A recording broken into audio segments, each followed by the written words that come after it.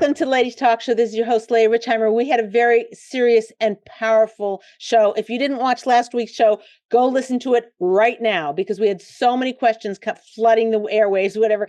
Info@ladiestalkshow.com. We had so many questions, and so we wanted to answer them. These are about shalom bias issues with postpartum issues. Last week, we covered a lot of the health issues, and it was really eye-opening. So go back and watch that show if you didn't watch it. And the title of the show is, can you have them put the show title in somewhere, whatever, so you can go watch that. Okay, and we're going to go right into it. You know, we dive deep very quickly here. And Gila, what you got for This period is so hard and I'm so overwhelmed with the new baby. My husband doesn't understand what it's like. I feel so lonely and unsupported. We're there for you. Everybody, we're all giving you a hug, a group hug. Okay, I hear. She didn't say whether it was her first kid, it was second kid. I don't know. What should I assume? All right, well, I if it's think anytime you have a new baby. yeah, it's true. It's hardest at the first one because the guy has no idea what hit him. Like the wife has no idea what hit her. Like it's like, what is that thing? I had a magnet on my fridge. My mother-in-law gave me. Hold on a second. It said before I got married, I had before I had kids, I had 6 theories about child rearing. Now I have 6 kids and no, no advice, no idea what to do. No plan. I don't. Anyways, funny. It's very. That, by the way, that sat on my fridge. I don't know what made her give it or whatever, just as kind of a goofy, fun thing. But that was supportive. It's like, whatever you thought you were, whatever plan you had in your mind, whatever vision you had of what your life, quote unquote, should be like or should look like, or what you thought it would look like. Again, misery is determined by what our expectations are. If your expectations are through the roof, welcome to the club. Okay. If they're through the roof, then whatever faces in front of you is much harder to deal with. So that magnet on my fridge, which was just like, we get it, you think it's one thing, but it ain't. That is hopefully that also brings menucha, serenity to you, while you're dealing with this isolation and loneliness. So let's start with the first question I would ask you if you were sitting right in front of me, which is, how was your communication before the baby? Like, what, were you like 2 ships? Like, pick up this. Oh yeah. And we need to do that and fill out this insurance form and da, da, da, was it like that? Or did you have heart to heart, deep conversations since you were dating and since you got married and whatever? That will play a huge role in how things unfold. Not that there's a lot you can do, but for people who are either pregnant or hoping to have more children or a child or whatever, very, very crucial to start the communication connection process, to start mastering how like, let's say you grew up in a household and everybody screamed their heads off, okay, not very happy, not very productive, not very what's the word I'm looking for? It doesn't lead to closeness. Okay, so if whatever journey you're on in your life, if you can hone in and focus in on becoming a better communicator, mastering communication. I have a lot of classes, ladies talk show, a lot of things on communication. I also have a communication course, which is incredibly reasonably priced. I make no money from it, whatever, but it helps pay the bills around here. I think I want to say $100, something like that. Okay, but it's 30 days. It's really intense. Maybe that would be a good place to start, or get books or articles, anything. It doesn't have to be going to the, shalom bias campaign that we are doing, but I'm just saying, get yourself on a plan of action of becoming a better communicator. That'll help you, everybody across the board. Right now, write it down somewhere, an index card in your phone. Communication mastery. Learn more about communication, because a lot of isolation is, we have from our Masorah, is that Adam, he blew into to Adam the breath of life, and I'm bad at remembering exactly who said what, but I know this is our Masorah, says that meant the power of speech, the power to talk, the power, as I think it was Aaron Steinman said that if you, I'm pretty sure that's who it was, that the power of speech is the ability to not not speak, to keep silent when needed. So I'm not sure where you're holding in your terms of your communication with your husband. It always can be improved. So wherever you are, make that a project of yours. But this problem that you're having now of feeling isolated and disconnected all can be solved by two things. Number one, communicating. And number two, being as kind and thoughtful as you possibly can to your husband. Yes, I get it. You're postpartum. You've got hormones going up, and you're whatever. You've got medical things that you can't. Whatever, you've got to go back for your checkup. Your baby has colic. Whatever it is, there's a lot you're dealing with right now. So for me to say, Leah, you're telling me there's one more thing I have to do, which is take care of my husband. So I'm just telling you that will be one of the most productive things you do. Like whatever efforts you put in, right? If you are increasing your care of your husband and talking to him and getting better communication, you can deal with almost anything when you're doing it with your husband. When you're doing it with your partner, your best friend, you go and you choose something really challenging. You go visit somebody who has ALS, who can't speak, and it's challenging and whatever. And you go with a friend. You're in the room, and the both of you kind of play off each other. When a burden is shared, there's a motivation, there's a joy, there's a simcha, there's a available. Sometimes you do hard things, like you got to shovel the driveway, and you're doing it with your friend. It's still not fun, maybe, unless you're into that kind of thing, in which case come to my house and well, actually, we live in LA, so never mind. But anyway, the point I'm trying to make is that this connecting with your husband, getting better at communication, that is the road. And if nothing else, it'll give you something to contemplate while you're feeling isolated. You're like, what can I do? My husband's coming home. It's now, 2 PM. He's going to be here in 4 hours. What can I do? You know what? I really don't have the strength to make he loves these burgers on the outside in the barbecue. Not happening. But he also loves that pizza from this place. It's a little bit more expensive because it's individual pizzas instead of a big one for the whole family. I'm just going to have pizza waiting for him. I'm just making stuff up. I'm saying you use your energies to try and connect and do things that'll make him happy and do things that will connect with him.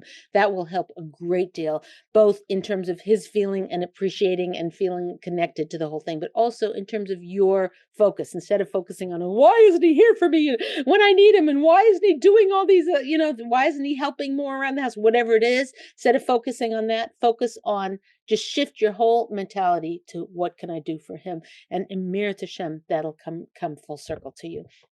I get you. I get where you're going through. You should just know that sometimes in our darkest places, where it's very challenging, even waking up and getting through the day and whatever.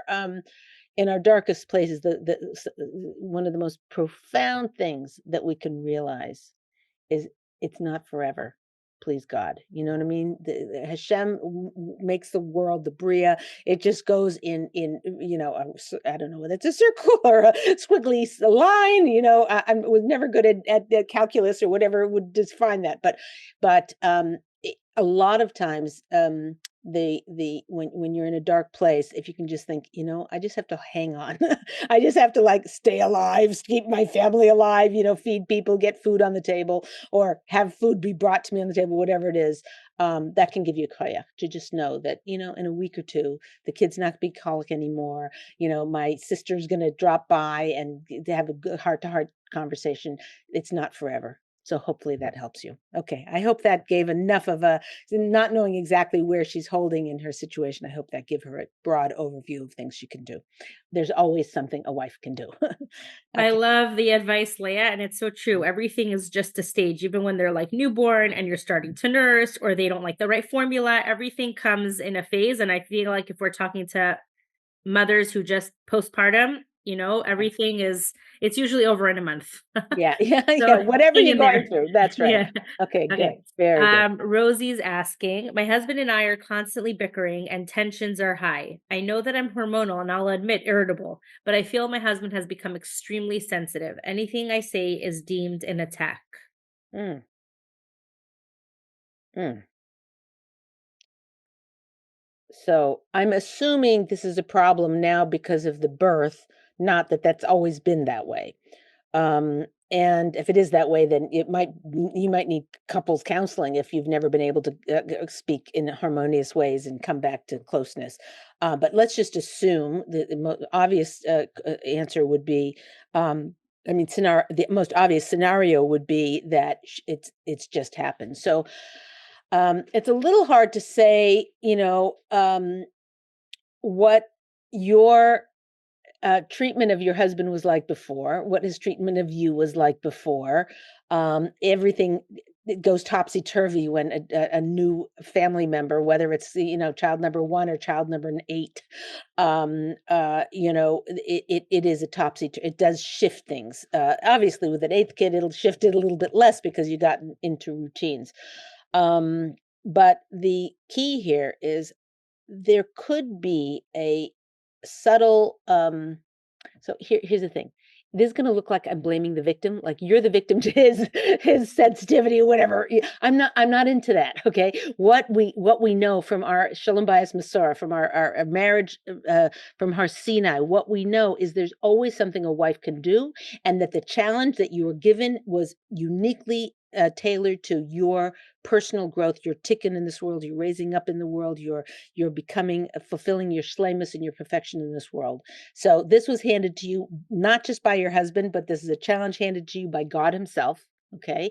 And who are we going to be in the face of it? Are we going to, I'm a victim and he's so mean and forget it? No. Or are we going to say, what can I do here? Leah, there's nothing I can do here. He's acting ridiculous. Okay, I get it. There's always, always, always something can do. And someone says, look, my husband comes home every day from work. He comes in the door. He slams the door. He starts yelling at me, yelling at the kids. Are you kidding? There's something I can do about that. I'm total victim. Well, maybe you could give him a juice box and some nuts in the car on the way home. He has something to eat. He doesn't come in hangry, which is hungry and angry for those overseas. That's an American expression, maybe, I think. But anyway, the point is there's always something the wife can do. So in this situation, you have to think about, like, is there a subtle way as a new mommy that you're trying to survive the day, and you're pouring all of your koiches, your strengths, your, how do you say, you're putting all of your energies into this baby, and your husband comes home and you're like, hi, that was it. That was his welcome home. Um, this is a very normal thing. That's what women would do naturally, is just take, your husband can take care of himself. He can get himself water. He can get himself a meal. He should be helping, right? Hello. Like there's he can, the baby can't take care of themselves. They can't lift themselves. They can't, get out of the crib to get, if they're hungry. So that mindset is, let me take care of the baby because my husband can take care of himself. And that's a mistake that most women make, because a husband can't take care of himself. I mean, obviously, he can fix himself a sandwich, but he can't take care of the emotional need a husband has, which is to feel like he's number one in your life. That your husband is number one in your life. If he knows that, he can put up with a lot. So the prime example of that, you're giving the kids a bath, and someone's in, there's a water, your husband comes in the door, you're like, I'm giving the kids a bath, and then you continue the bath. Opposite, if it was the king who walked through the door, if he was the number one person in your life, and you're giving the kids a bath and whatever, right? You're not going to leave them in the bath and run down the stairs. But oh, I'm so happy you're home. I'm in the middle of giving the kids a bath. I'll be there as soon as I can. What message is that sending? That's sending to your husband, I'm number one. But she's got a safety issue with giving the kids a bath. So let her do what she needs to do. So that message, again and again and again, if there's one message you learned from this show today, It is make your husband feel like he's number one. And I know in your head you've got this kid needs to be picked up from carpool, that homework needs to be done, this the newborn needs, it has the wrong size diaper and everything's being a mess, and and you didn't get the enough onesies, so you got to wash them by hand and you're hanging them in the bathtub. Been there, done that. We all have it, like life is.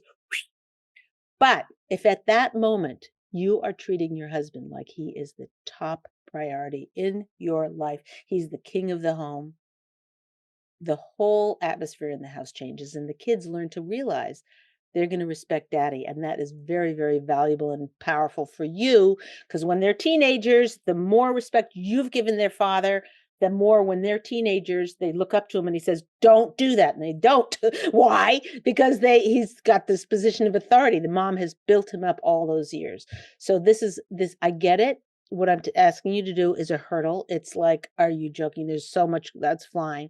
But this is the secret to getting the support, emotional support, and perhaps physical support, will help you around the house, of treating your husband that way. And I have one last thing to say on this question, which is there are many, many sources in our Torah that talk about that a person spends eternity with their husband.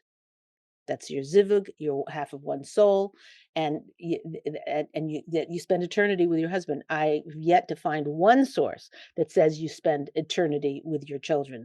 Now, someone said, "Oh, they're part of this neshama," and then there's way above my pay grade. Okay, but I'm just telling you from a practical standpoint, if you show your husband that he's the number one priority in your life, a lot of the issues of disconnect and isolation will completely shift. Good luck to you. Hashem should bench you with Hatzlacha in this area.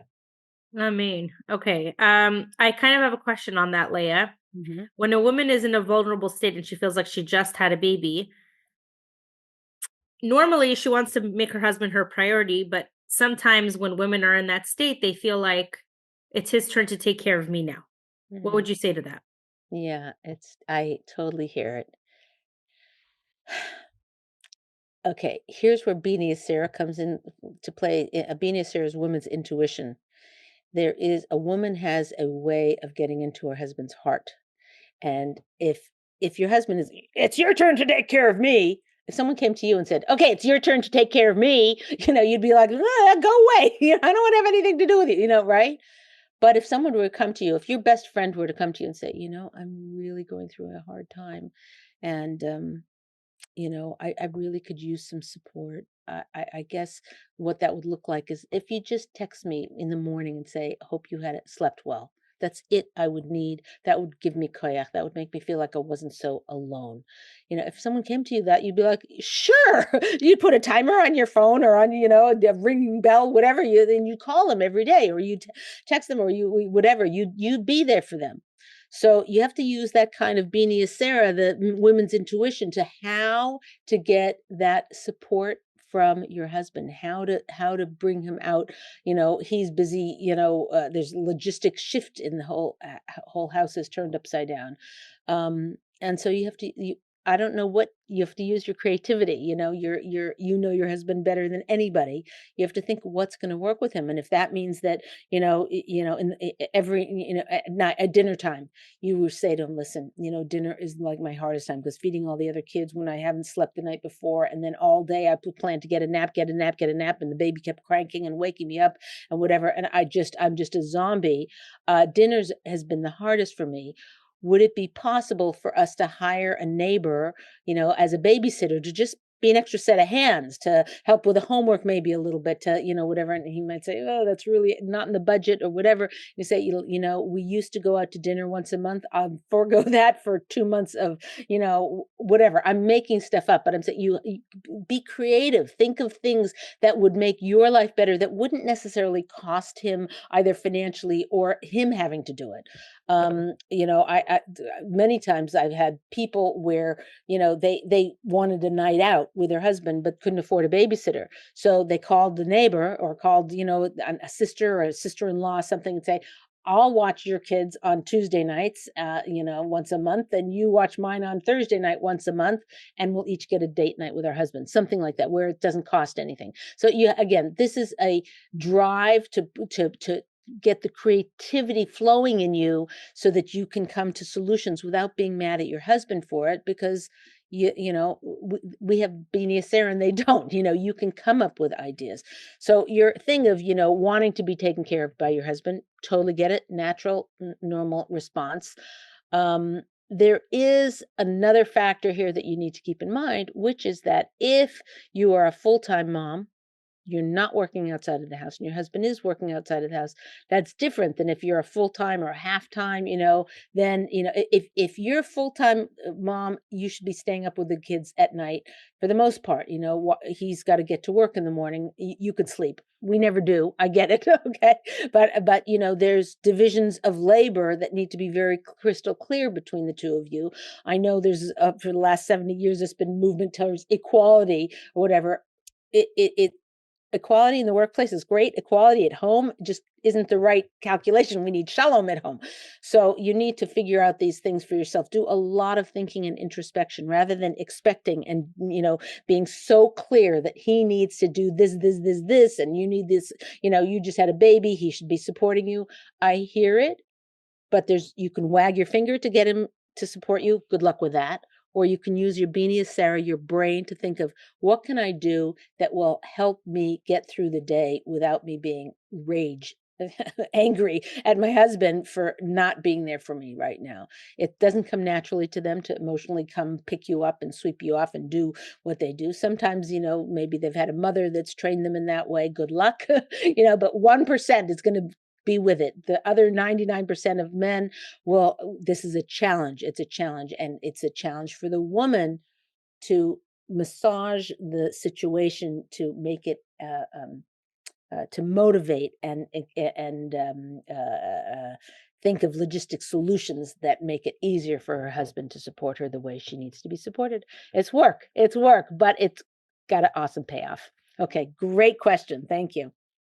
Do we have time for another question? Yeah, one I more question I think we have time for. Yeah. Mhm. Okay. Ori is asking, I'm finding this period right after the birth very challenging. Not only am I busy with the baby, but it's hard being in niddah. I feel that there's a distance from my husband and I want to know how I can fix it. How can I connect to my husband during this time? Very good. It's a very good question. This is a little bit above my pay grade because there's rabbinic assessments of what is doable and what's not doable. But we know one thing for absolute certain, and this you can take to the bank. God Himself created going into niddah. He created the separation. He knows better than we do what's good for us, what's good for our husband, what's good for our family. Okay. So we know that there is something glorious and something profoundly, deeply